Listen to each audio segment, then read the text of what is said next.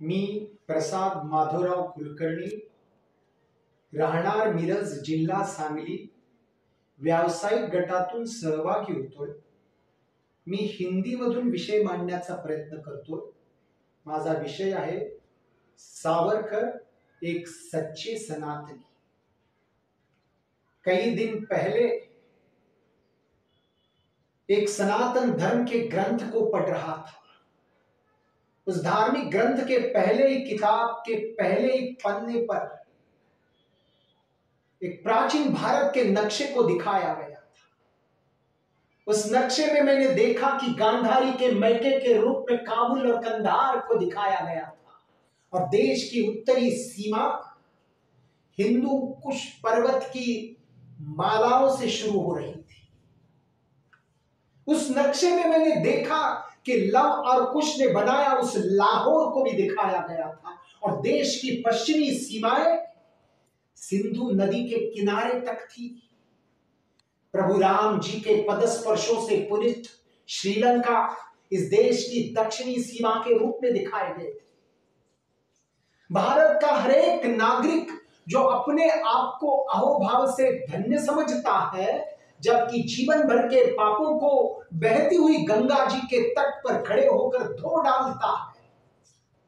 देश की पूर्व सीमाएं उस गंगा जी के तट से सुशोभित थी, मगर कहां है वो गंगा जी का तट? आज बांग्लादेश में है. ब्रह्मा जी के नाम से जाने जाने वाला ब्रह्मदेश एक अलग राष्ट्र है. उस धार्मिक किताब के हर पन्ने पर जिसका जिक्र था वो मानस सरोवर. आज यदि अगर मानस सरोवर जाना है तो चीन की जरूरत इजाजत लेनी पड़ती है. और उस नक्शे के नीचे लिखा था कि उस नैसर्गिक सीमाओं से व्याप्त वो भूमि जिसके ऊपर जो सभ्यता और संस्कृति है उसको सनातन धर्म कहा जाता है.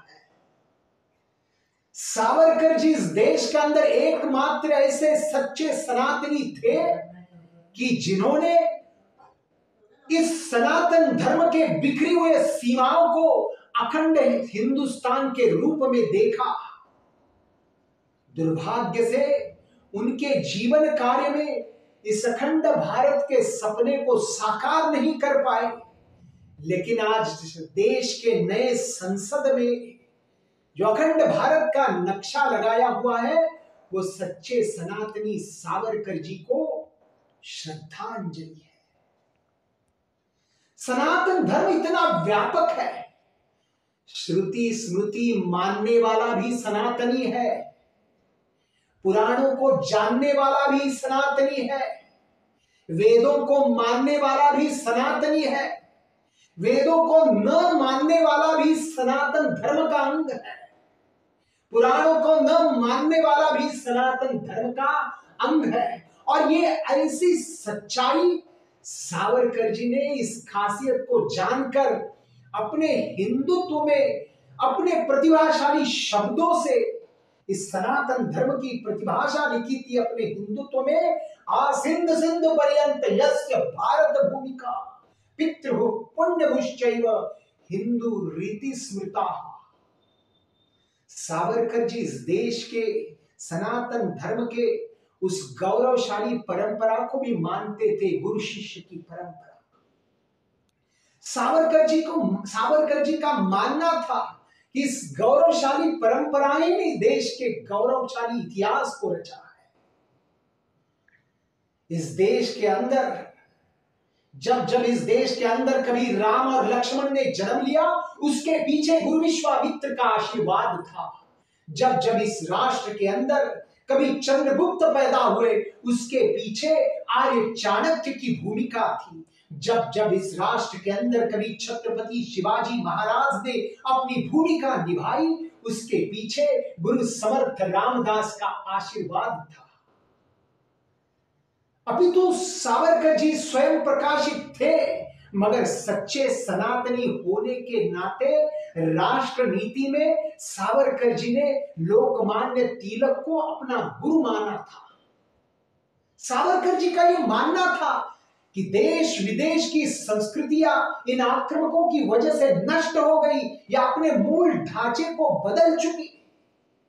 मात्र सनातन धर्म की संस्कृति थी।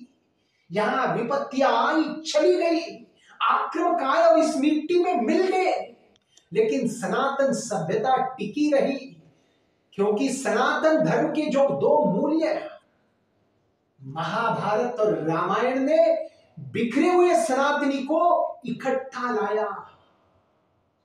सावरकर जी के जीवन में मृत्यु दस्तक देता रहा, चाहे वो मार्सेलिस के बंदरगाह में, चाहे मार्सेलिस के बंदरगाह में समुद्र में वो कूद पड़े,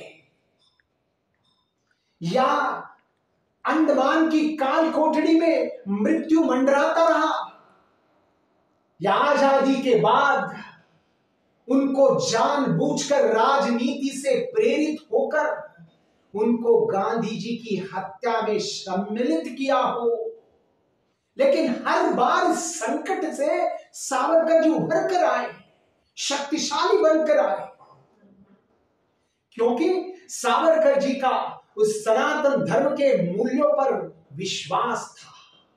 नैनम छिन्दन्ति शस्त्राणि नैनम दहति पावकाः। सावरकर जी कहते हैं, अनादि में, अनंत में, अवध्य में भला। अटल जी के इन शब्दों से मैं कहना चाहूंगा, सावरकर माने तेज, सावरकर माने तप, सावरकर माने तर्क, सावरकर माने तितिक्षा, सावरकर माने तारुण्य, सावरकर माने तीर, सावरकर माने तलवार, सावरकर माने तिलमिलाहट।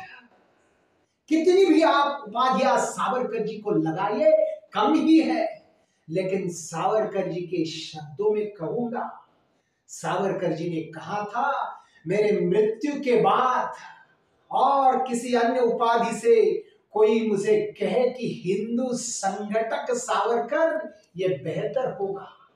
और ये सही है, क्योंकि सावरकर जी एक सच्चे सनातनी थे। बहुत बहुत धन्यवाद।